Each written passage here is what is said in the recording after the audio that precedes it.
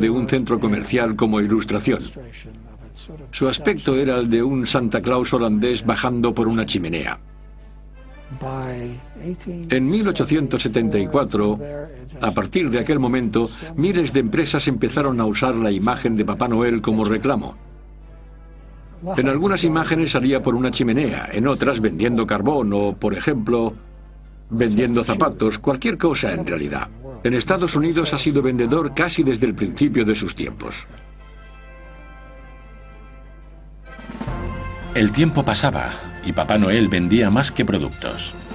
Promocionaba las Navidades y la nostalgia cálida de esas fechas. Durante las dos guerras mundiales, él recordaba a los soldados por qué estaban luchando y ayudaba a las organizaciones caritativas a hablar de los más necesitados. Papá Noel vendió la idea de la Navidad como estación de paz y bondad hacia el prójimo. En 1940, el papel cada vez más amplio de Papá Noel como icono publicitario le dio un aspecto más unificado. El artista Norman Rockwell reinterpretó la imagen del traje rojo, la barba blanca y la donación de regalos que había establecido Thomas Nast, y lo adaptó al siglo XX. Las portadas de revistas de Norman y su imagen en las postales navideñas mostraban un Papá Noel grande y bonachón, y los demás siguieron su estela. Los Papá Noel que usaban en los centros comerciales también se empezaron a unificar. Cada vez era más rojo y blanco. Ayudaba a congelar la imagen, a hacerlo más jovial, con un aspecto de peluche más acorde a una imagen familiar. En 1939, mientras ilustradores como Norman Rockwell mejoraban el aspecto de Papá Noel, el escritor Robert May creaba un nuevo icono para la estampa navideña, un reno con nariz roja llamado Rudolph. La figura de Rudolph surgió para el centro comercial Montgomery Ward, en Chicago. Querían tener una especie de presentación, de muestra navideña, por decirlo de alguna manera. Por eso escribió un panfleto de 38 páginas en verso sobre aquel reno cariacontecido, al que al principio llamó Rolo, el reno de la nariz roja, aunque al final decidió darle un poco más de ritmo y lo rebautizó como Rudolph, que se convirtió en un éxito total. En 1949, el cuñado de Robert May, Johnny Marks, compuso música para las líneas que versaban sobre Rudolph. Escribió la canción y se la dio a Gene Autry. Y a Gene Autry no le gustó, ni siquiera quería grabarla. Pero su esposa dijo, no, es una canción muy buena, grábala. Rudolph the red-nosed reindeer had a very shiny nose, and if you ever saw it, you would even say it glows. Gene Autry terminó por acceder a grabar la canción, pero solo en la cara B de uno de sus discos.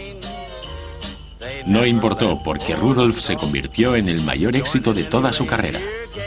Hace más de 60 años que se canta sin parar esa historia de un reno triste que al final pasó a la historia. Es el ejemplo perfecto de una persona que no se sentía aceptada, pero que, después de aguantar las burlas de los demás, termina por convertirse en un héroe.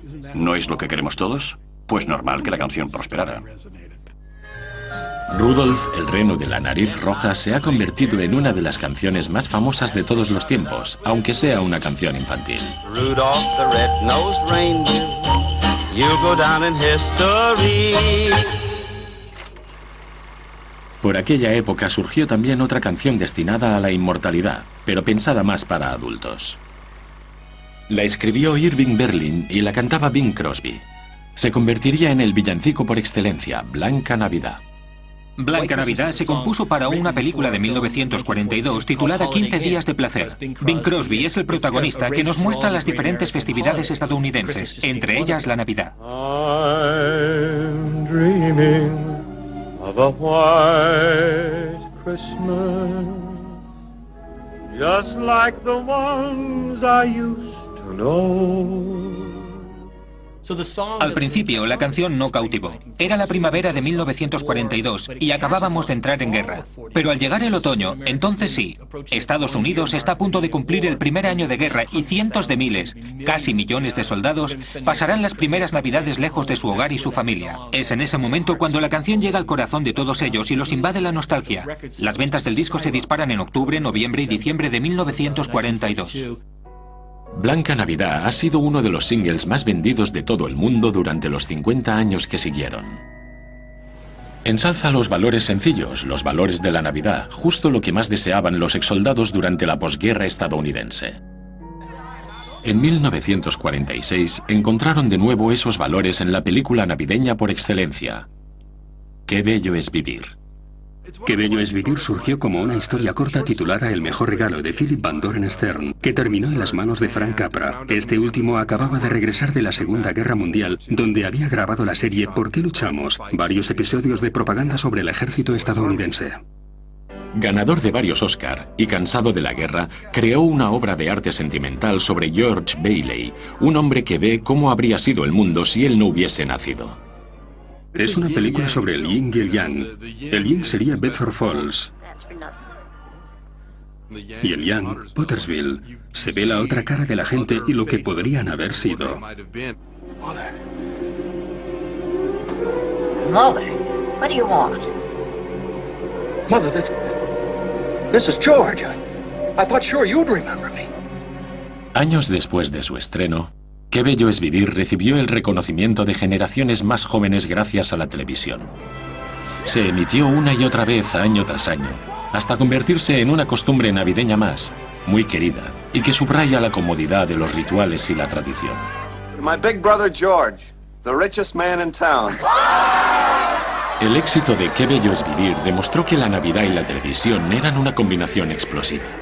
En la década de los 60, los animadores trabajaron duro para ofrecer especiales destinados a entrar a formar parte de la tradición. Uno de esos especiales navideños que se suponía iba a ser un fracaso absoluto se convirtió, sin embargo, en un clásico.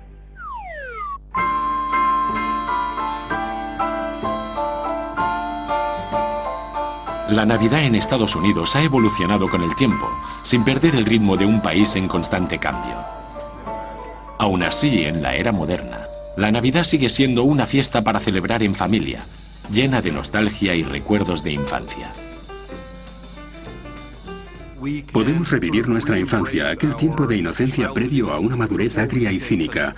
Cuando somos pequeños vemos el mundo de otra forma. Somos más generosos, más amables, queremos más. Y nunca es tarde. Por eso nos gusta mirar atrás y regresar a aquella forma de ser. El poder de la Navidad para repartir alegría y potenciar los recuerdos creció proporcionalmente al de una institución que equiparaba a los niños con la propia celebración, la televisión. En la década de los 60, los más pequeños disfrutaban de la época dorada de la programación navideña. Fue la época dorada de los especiales navideños. Empezaron a mediados de los 60 y duraron casi una década. Eran especiales dedicados a los niños, aunque sofisticados como para entretener también a los adultos presentes. El primero de aquellos especiales navideños debutó en la televisión en 1962. Cuento de Navidad de Mr. Magoo. Se trataba de una versión de la famosa historia de Charles Dickens. Si lo pensamos bien, es una combinación extraña eso de poner al señor Magoo en un cuento de Navidad. Es un personaje cómico que desempeña un papel dramático dentro de la literatura clásica. Christmas? Ha! Bah, humbug! Merry Christmas! Out upon Merry Christmas! If I could work my will, every fool who goes about with Merry Christmas on his lips should be boiled with his own pudding and buried with a stake of holly through his heart. Bah! Humbug! Es probablemente una de las mejores versiones de un cuento de Navidad. Tras el cuento de Navidad del señor Magoo, llegaron una serie de especiales de dibujos animados destinados a emitirse una Navidad tras otra. Rudolf, el reno de la nariz roja. Frosty, el muñeco de nieve. Santa Claus viene a la ciudad. Let me have just a little magic. Y cómo el Grinch robó la Navidad con el Dr. Seuss. Pero en 1965, uno de esos especiales, con un niño pequeño de cabeza redonda que buscaba el significado de la Navidad como protagonista, las superó a todas. En 1965 recibimos una llamada de la agencia publicitaria McCann Erickson que representaba a Coca-Cola. Nos dijeron, ¿qué pensarían usted y el señor Schultz de hacer un especial Navidad con Charlie Brown? Mentí y contesté, estamos en ello. Así que llamé a Sparky, el apodo del señor Schultz, y le dije, creo que acabo de vender un especial de Charlie Brown. ¿Qué es eso?, me contestó él. Y le dije, algo que vas a escribir mañana. Mendelssohn y el animador Bill Melendez tuvieron que crear un especial animado de 30 minutos en solo 6 meses. Tomaron decisiones creativas radicales, como las de usar niños actores para las voces. Yo tenía 9 años, los había de 8 y de 7 también. Estábamos todos juntos en el estudio, botando contra las paredes, jugando con los tambores y demás cosas. Era el estudio donde había grabado sus discos el grupo The Doors. El trabajo iba saliendo, el tiempo se acababa. Al final terminamos justo la semana antes de que se emitiera. Lo llevamos a la cadena CBS y allí 3 tipos nos dijeron que no les gustaba. Bueno, no creo que funcione, pero tendremos que emitirlo igual porque solo quedan 4 días y ahora no podemos hacer otra cosa. Así que teniendo en cuenta los inicios, lo raro es que llegasen a emitirlo. Uno de los problemas que más inquietó al equipo fue que por insistencia de Schulz se citaba la Biblia. Recuerdo que alguien dijo, ¿de verdad crees que podemos animar a un niño a leer la Biblia? ¿Crees que nos van a dejar? Él nos había contestado, si no lo hacemos nosotros, ¿quién lo hará? Isn't there anyone who knows what Christmas is all about? Sure, Charlie Brown. I can tell you what Christmas is all about. And there were in the same country shepherds, abiding in the field, keeping watch over their flock by night. And lo, the angel of the Lord came upon them. Bill lo incluyó en un formato muy simple y es maravilloso cómo lo leyó el actor Chris Shea. Se convirtió, en mi opinión, en uno de los momentos más increíbles de la historia de la animación. For unto you is born this day in the city of David a Savior, which is Christ the Lord. El éxito de la Navidad de Charlie Brown demostró una vez más que la Navidad seglar y la religiosa no son necesariamente excluyentes. Cada una de ellas le da un sentido diferente a la misma festividad. That's what Christmas is all about, Charlie Brown. En el medio siglo que ha pasado desde que Linus pronunciase aquellas memorables palabras, la Navidad ha seguido adaptándose a unos tiempos cambiantes. En 1968, la tripulación del Apolo 8 se llevó la Navidad al espacio durante la primera expedición humana a la Luna en Nochebuena. We close with good night, good luck, a Merry Christmas, and God bless all of you on the good earth. Más recientemente, la Navidad sufrió también la revolución de Internet, donde las compras de un solo clic en páginas como Amazon han añadido un término nuevo al léxico navideño. El ciberlunes se ha unido al Viernes Negro como piedras angulares de las compras. Es asombroso, pero en los últimos 20 años se ha producido una revolución en la forma de comprar para Navidad. Hace 20 años tenías que ir al centro comercial más cercano o a un supermercado grande. Te llevaba mucho tiempo. Ahora basta con sentarse en la mesa de casa, delante del ordenador, teclear un par de claves y listo. Es más rápido y más eficaz, aunque para mí no da la misma satisfacción.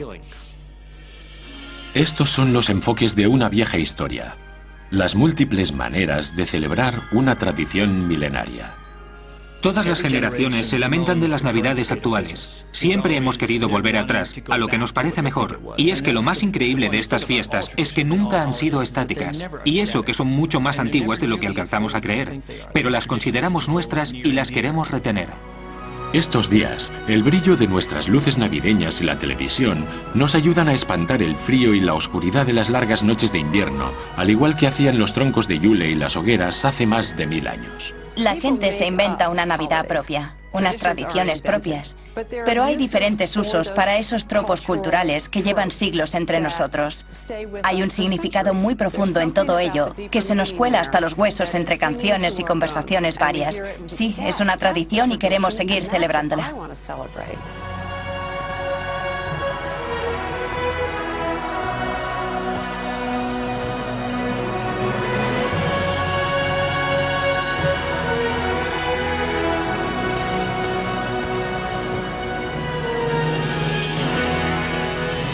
No somos capaces de recordar cuándo empezó el ser humano a rodearse de verde y encender velas por Navidad, ni a dejar colgados los calcetines o cantar villancicos, en la iglesia y en la calle. Pero entre el caos, sí somos capaces de encontrar un tiempo para alegrarnos del nacimiento de un niño, hace 2000 años. Feliz Navidad a todos y a todos. Buenas noches.